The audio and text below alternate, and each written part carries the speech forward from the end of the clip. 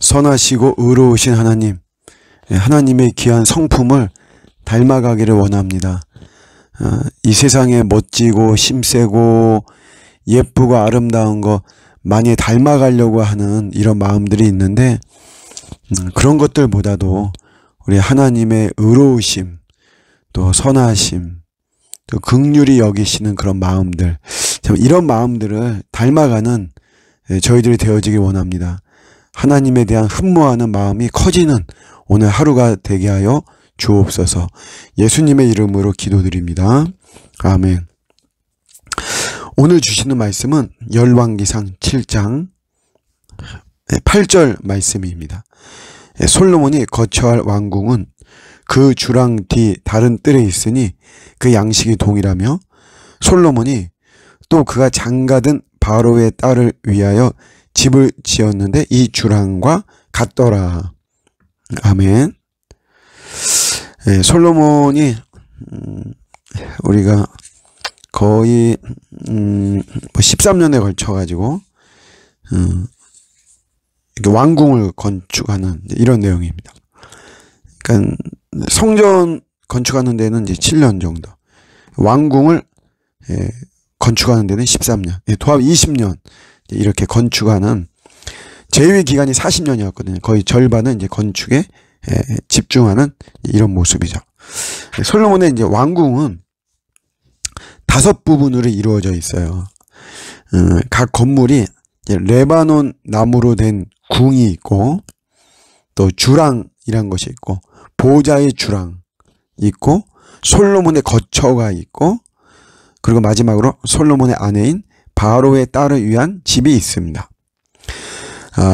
레바논 나무로 된 궁은 이게 무기고의 역할을 해요. 무기고와 또 여러 가지 물품, 중요한 물품들을 보관하는 것.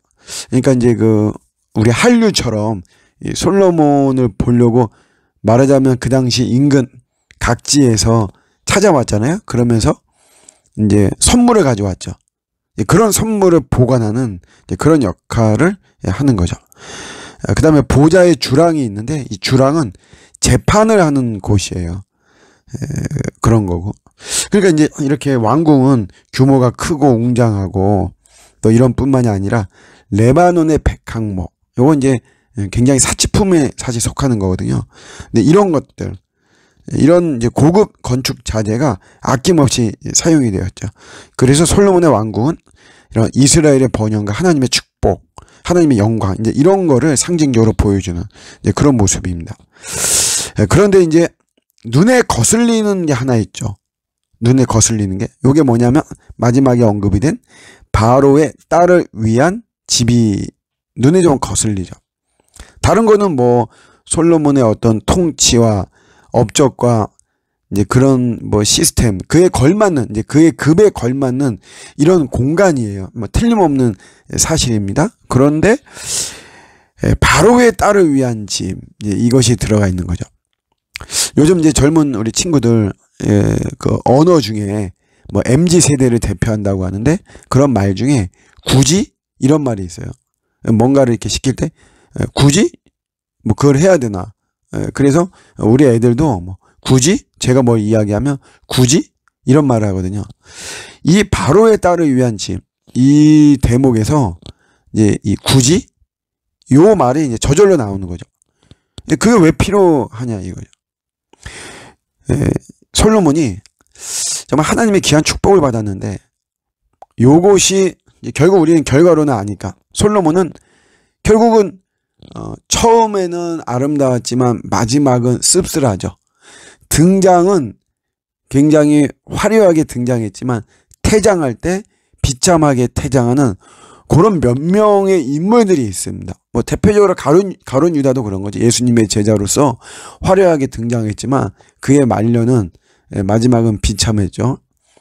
그런 것처럼 구약에서는 사실 대표적으로 이 솔로몬이거든요. 처음 시작은 뭐 우리가 잘 알다시피 1000번제에서 하나님의 축복을 받아서 막 이렇게 하고, 그의 40년 이 통치 이 기간 동안에 뭐 오늘날의 한류처럼 그렇게 뭐 세계 각지에서 막 찾아오고 막 이랬는데, 사실 솔로몬의 말년은 그 비참하고 그렇게 아름다운 이런 모습은 아닌 거죠. 근데 뭐든지 다 그 시초가 있잖아요. 그게 이 첫 단추를 잘못 이거 끼우면 결국 이게 이상하게 되는 거잖아요. 그런 어떤 모습이 있는데 그걸 보여주는 게 바로 바로의 딸을 위한 집이다라고 하는 거죠.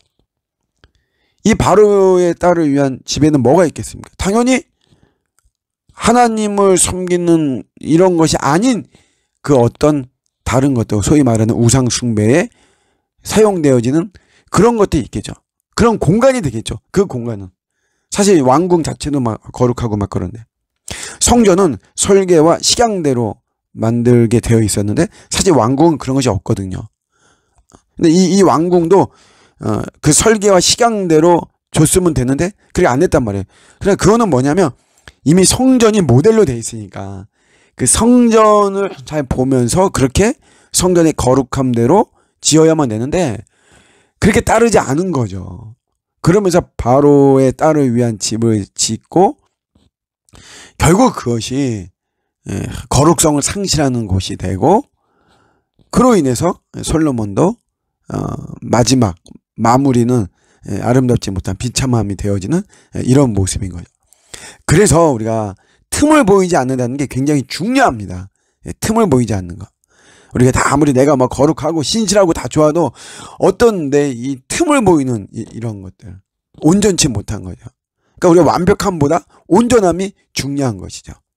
오늘도 내 안에 이 바로의 딸을 위한 집, 이런 공간, 이런 시간, 이런 인간관계, 이런 나의 취미, 이런 나의 신념, 이런 것이 있지 않나 잘 돌아보면서 다시 한번 온전함으로 우리 무장되어지는 저와 여러분들의 오늘 하루가 되시기를 주님의 이름으로 축복합니다. 아멘.